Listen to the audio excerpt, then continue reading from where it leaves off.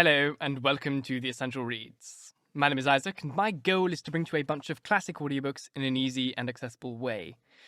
This is a Friday, and this is the last chapter of The Island of Dr Moreau by H.G. Wells. The next book in this short story series, and After Pride and Prejudice, will be recommended by my patrons, and the next short story has already been recommended to me by one of my patrons. The Call of Cthulhu by H.P. Lovecraft. With soundscaping and all of that fun stuff that you've had in these short stories here, and the fairy tales and whatnot beforehand, will be continuing in the next book, and it will be continuing in a very, very, very scary way. So join me for that. But without further ado, let us finish this incredible book. The Island of Dr Moreau by H.G. Wells. Chapter 22. The Man Alone. In the evening, I started, and drove out to sea before a gentle wind from the southeast, slowly, steadily. And the island grew smaller and smaller, and the lank spire of smoke dwindled into a finer and finer line against the hot sunset. The ocean rose up around me, hiding that low, dark patch from my eyes. The daylight, the trailing glory of the sun, went streaming out of the sky, was drawn aside like some luminous curtain. And at last, I looked into the blue gulf of immensity which the sunlight hides, and saw the floating hosts of the stars. The sea was silent. The sky was silent. I was alone with the night and silence. So I drifted for 3 days, eating and drinking sparingly, and meditating upon all that had happened to me, not desiring very greatly then to see men again. One unclean rag was about me, my hair a black tangle. No doubt my discoverers thought me a madman. It is strange, but I felt no desire to return to mankind. I was only glad to be quit of the foulness of the beast people, and on the third day I was picked up by a brig from Apia to San Francisco. Neither the captain nor the mate would believe my story, judging that solitude and dangers had made me mad, and fearing that their opinion might be that of others, I refrained from telling my adventure further, and professed to recall nothing that had happened to me between the loss of the Lady Vane and the time when I was picked up again, the space of a year. I had to act with the utmost circumspection to save myself from the suspicion of insanity. My memory of the law and the 2 dead sailors, of the ambuscades of the darkness, of the body in the canebrake haunted me. And, as unnatural as it seems, with my return to mankind came, instead of that confidence and sympathy I had expected, a strange enchantment of uncertainty and dread I had experienced during my stay upon the island. No one would believe me. I was almost as queer to men as I had been to the beast people. I may have caught something of the natural wildness of my companions. They say that terror is a disease, and anyhow, I can witness that for several years now, a restless fear has dwelt in my mind. Such a restless fear as a half-tamed lion cub may feel. My trouble took the strangest form.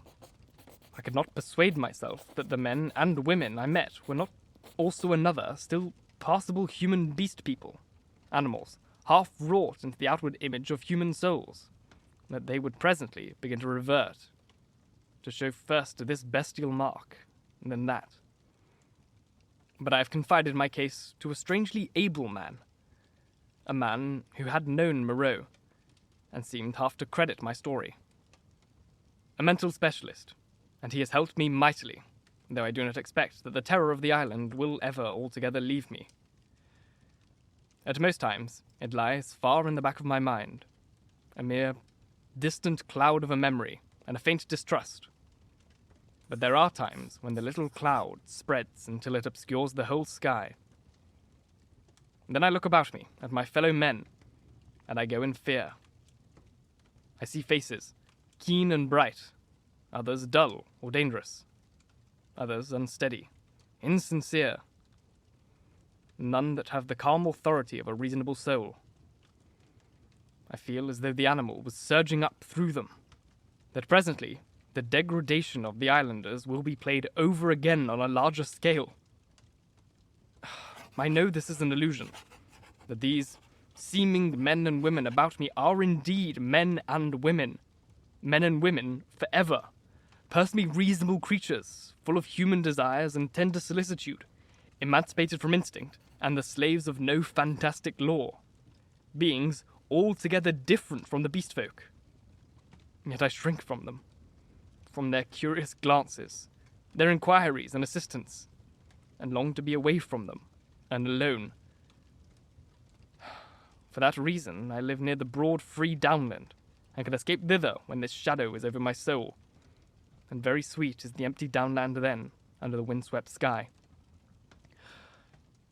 When I lived in London, the horror was well nigh insupportable. I could not get away from men. Their voices came through windows. Locked doors were flimsy safeguards. I would go out into the streets to fight with my delusion, and prowling women would mew after me. Furtive, caving men glanced jealously at me.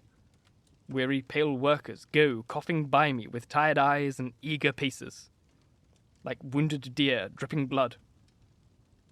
Old people, bent and dull, passed murmuring to themselves, and, all unheeding, a ragged tale of gibbering children. Then I would turn aside into some chapel, and even there, such was my disturbance, it seemed the preacher gibbered big thinks, even as the ape-man had done. Or into some library, and there the intent faces over the books seemed but patient creatures waiting for prey. Particularly nauseous were the blank, expressionless faces of people in trains and omnibuses. They seemed no more my fellow creatures than dead bodies would be, so that I did not dare to travel unless I was assured of being alone. And even, it seemed that I too was not a reasonable creature, but only an animal, tormented with some strange disorder in its brain which sent it to wander alone, like a sheep stricken with gid. This is a mood, however, that comes to me now. I thank God more rarely. I have withdrawn myself from the confusion of the cities and multitudes, and spend my days surrounded by wise book, bright windows in this life of ours, lit by shining souls of men. I see few strangers, and have but a small household. My days I devote to reading and experiments in chemistry, and I spend many of the clear nights in the study of astronomy. There is, though I do not know how there is, or why there is, a sense of infinite peace and protection in the glittering hosts of heaven. There it must be, I think, in the vast eternal laws of matter, and not in the daily cares and sins and troubles of men, that whatever is more than animal within us must find its solace and its hope. I hope, or I could not live. And so, in hope and solitude, my story ends. Edward Prendick. Note: the substance of the chapter, entitled Dr. Moreau Explains, which contains the essential idea of the story, appeared as a middle article in the Saturday Review in January 1895. This is the only portion of this story that has been previously published, and it has been entirely recast to adapt it to the narrative form. Thank you so very much for listening. If you enjoyed, please like, comment, share, all that jazz, and if you really enjoyed, do subscribe because there is indeed more to come. Next week, with a new book. If you're listening on podcast, please leave a review, as it means the world to me that you like this and read this, and reading your reviews really makes me feel good. And if you really want to support me, you can go to Patreon, where for as little as $1 a month, you'll be able to directly support me in making these. You'll also be able to vote on future books, and you'll also have access to exclusive audiobooks. Once again, thank you very, very much for listening. And until next time, bye-bye.